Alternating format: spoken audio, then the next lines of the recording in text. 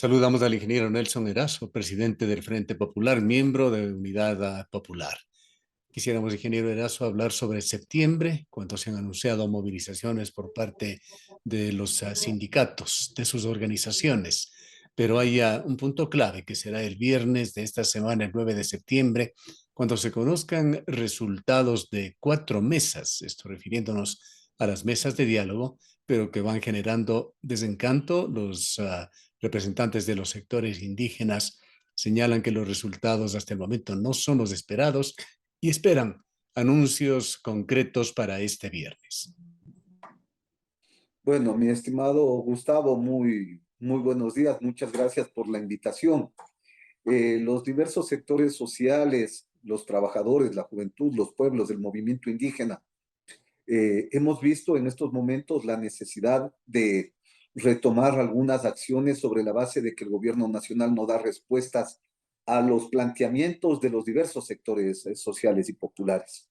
Usted bien lo ha señalado, hasta el día 9, el compañero Leonidas Issa y quienes están en las mesas de diálogo han señalado que se pronunciarán frente al hecho de que el gobierno nacional no ha recogido sus planteamientos o no tienen las respuestas esperadas.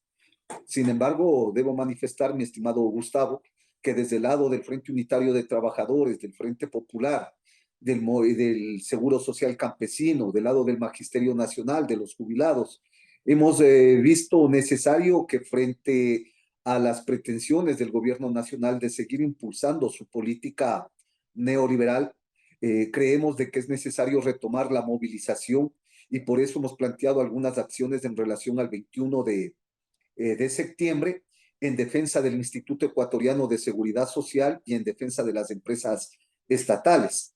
Recuerde usted, mi estimado Gustavo, que existe una campaña sostenida por parte del gobierno nacional, principalmente por parte de sus voceros, tanto el ministro de Economía, el vicepresidente de la República, al igual que ahora el señor Ortega, presidente del Consejo Directivo del IES, y el mismo representante del sector empresarial, el señor César Rodríguez, de señalar de que el IES está en crisis y que por lo tanto es necesario tomar medidas que signifiquen entregar la administración del IES a manos privadas.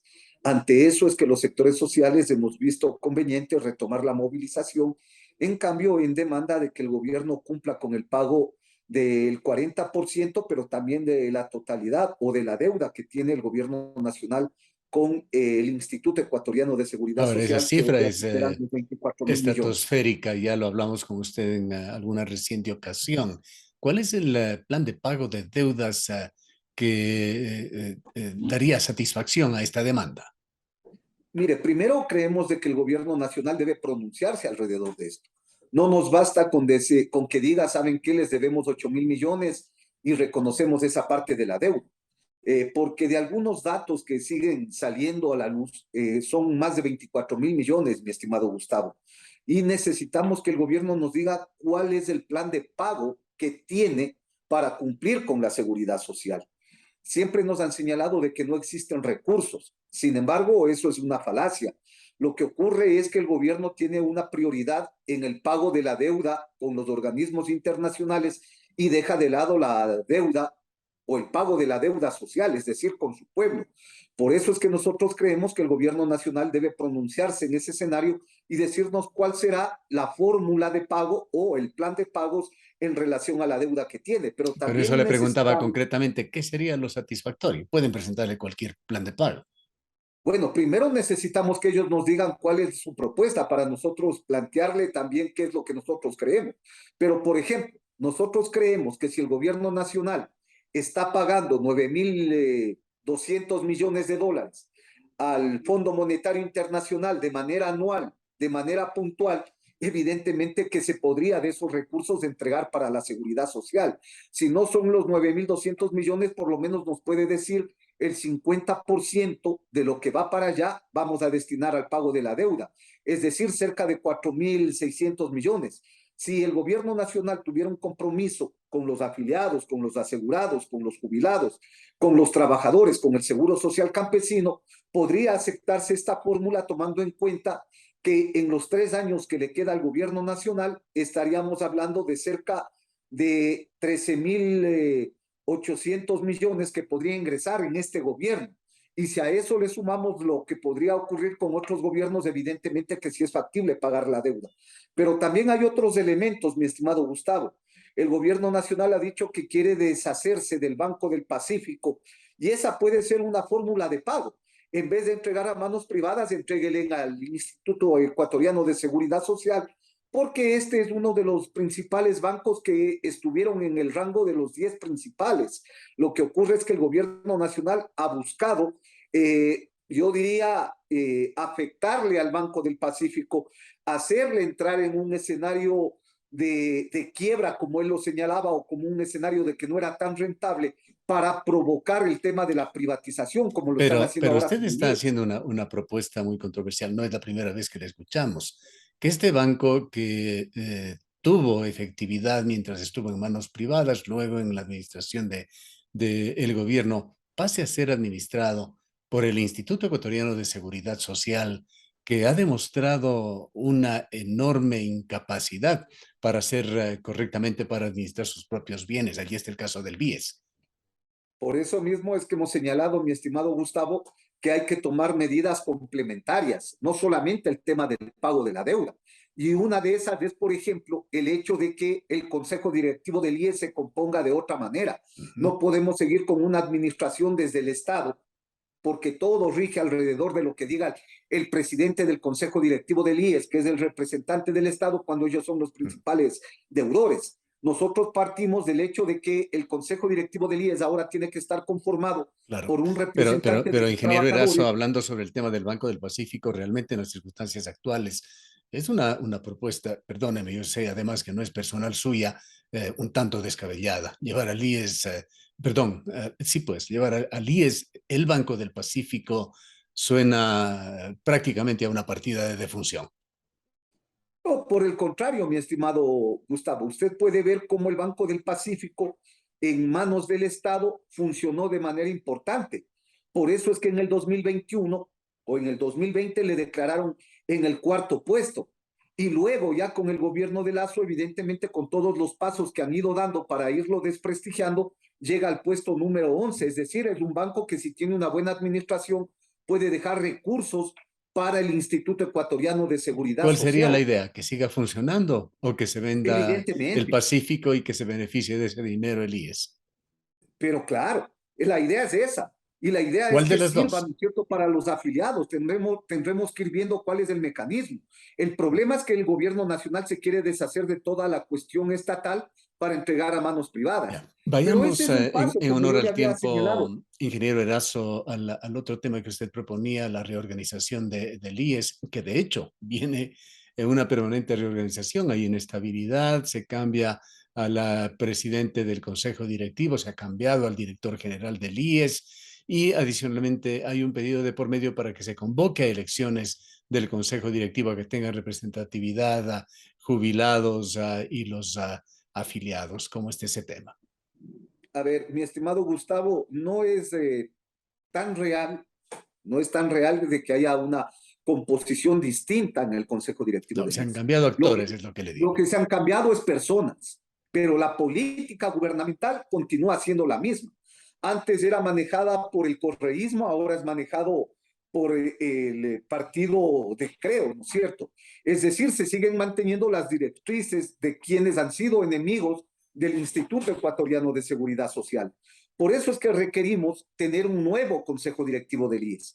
Y en ese marco nosotros estamos proponiendo de que este Consejo Directivo del IES tenga representación todos los sectores que están vinculados al IES. Por ejemplo, un representante de los jubilados, un representante del Seguro Social Campesino, un representante de los trabajadores, un representante del Magisterio Nacional y un representante de los servidores públicos. El representante del gobierno y el representante empresarial. Pero además tiene que cumplirse con lo que dice la ley, Gustavo. La ley señala de que ningún moroso puede presidir el Consejo Directivo del IES. Sin embargo, el principal moroso en nuestro país, que es el gobierno nacional, es el que siempre ha puesto el presidente del Consejo Directivo del IES. Si aplicamos la ley, ni el gobierno ni los empresarios que adeudan 2.000 millones de dólares podrían estar presidiendo el consejo directivo del IES. Por lo tanto, son mecanismos que sí se pueden dar para tener una administración distinta. Ahora bien, Gustavo, hay un elemento que planteamos de aquí hacia futuro o luego de que tenga vigencia una nueva ley. Pero lo que es indispensable en estos momentos es de que los afiliados, los asegurados, los jubilados, el Seguro Social Campesino, tengamos nuestro propio representante. ¿Por qué ocurre que ahora no estamos representados, ya que están postergados en funciones, ¿no es cierto?, durante cerca de 10 años, algunos representantes, entre ellos el representante de los empresarios y el que funge de representante de los afiliados, ¿Quién está cuando esto deteniendo esto? nunca ha ¿El sido establecido CNE? por los afiliados. ¿Perdón? ¿Está deteniendo este proceso el Consejo Nacional Electoral? Por eso le hemos pedido a la señora Diana Tamay que tiene que convocar de manera urgente a la elección de los grandes electores para elegir cuál será el representante de los afiliados y asegurados. Bien. Ese es un primer paso y urgente que se debe dar en estos momentos. Vayamos con otro tema muy importante que ustedes lo han abordado también, ingeniero Erazo. Tiene que ver con el sector eléctrico. ¿Qué es lo que está pasando allí? ¿Ha habido algún decreto reformatorio que permite ya una importante participación del sector privado? Hay reorganización de empresas eléctricas del propio SELEC. Aquí en Cuenca se cambió la configuración directiva de Legaustro y justamente el martes de esta semana, para este martes, está prevista una nueva elección de directivos en una empresa netamente cuencana, la empresa eléctrica regional Centro-Sur. Todo esto se lo hace sin ningún tipo de articulación del Ministerio de Energía y Minas con las autoridades de Cuenca. A ver, ¿qué es lo que busca el decreto 540, mi estimado Gustavo? No es otra cosa, asimismo, que delegar la entrega de la energía a manos privadas. ¿Qué es lo que dice este decreto? Que en caso de que las empresas públicas no puedan entregar el servicio en algunos sectores, quien será delegada en esas funciones será la empresa privada. Pero adicionalmente se crea un fideicomiso en el cual se plantea que durante 5 años de este fideicomiso entregará dichos valores a la empresa privada como tal. Es decir, se está garantizando los grandes negocios para el sector empresarial. Por eso es indispensable este hecho que nosotros estamos levantando en estos momentos.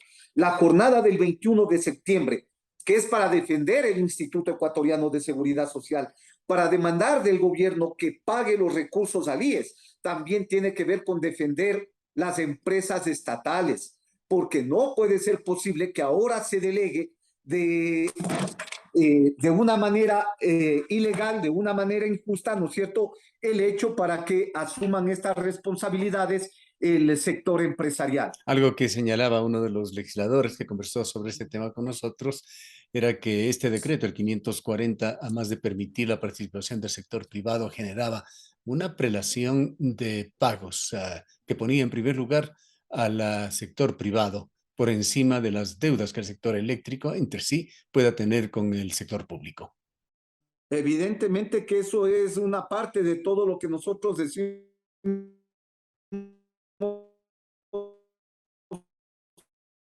la privatización y por eso hacemos para defender este patrimonio de los y las ecuatorianas. Por eso es indispensable retomar la movilización, porque mientras están en las mesas de diálogo ocurre que el gobierno nacional sigue avanzando en su política neoliberal. A eso apunta también el tema de que hoy la Asamblea Legislativa, entre comillas, haya armado una agenda con el gobierno nacional para discutir seguridad social y también el tema laboral, dejando de lado las propuestas presentadas por el Frente Unitario de Trabajadores en la Asamblea Legislativa, que debería servir como el escenario para debatir los problemas laborales. Evidencian efectivamente el hecho de que los acuerdos entre el comité, entre el gobierno nacional y la Asamblea Legislativa está dejando de lado las propuestas de los distintos actores sociales. Bien. Queremos agradecerle por su presencia, ingeniero Erazo. Muy amable a usted, mi estimado Gustavo. Solamente una cuestión que quisiera señalar para culminar el tema de la seguridad social. Hoy estamos nosotros demandando de la señora fiscal que se ejecute un una comisión de fiscales para tratar todos los actos de corrupción, mi estimado Gustavo. Son 179 denuncias puestas en la fiscalía por denuncias o por actos de corrupción. Entre ellas están ya 65 indagaciones previas y el resto no se ha topado en nada. Ahí está el tema de las fundas de los cadáveres, los sobreprecios en los hospitales, el problema de las mascarillas, un sinnúmero de cosas alrededor de esto, porque un tema central para recuperar una buena atención en el IES es también acabar con la corrupción. Bien. Y El evidentemente que se tiempo, requiere que esto se atienda. el tiempo lamentablemente se nos ha agotado. Queremos No, agradecerle solamente eso, nuevamente, ingeniero Gustavo, muy Erazo. amable, hacerles una invitación a todos a participar el 21 de septiembre en las jornadas Sí, convocadas por el Frente Unitario de Trabajadores y el Frente Popular. hay Muy mucho amable. interés de afiliados o jubilados en la provincia de la Suay, dicho sea de paso, para participar y apoyar estas acciones en defensa del IES. Han escuchado al ingeniero Nelson Erazo, presidente del Frente Popular.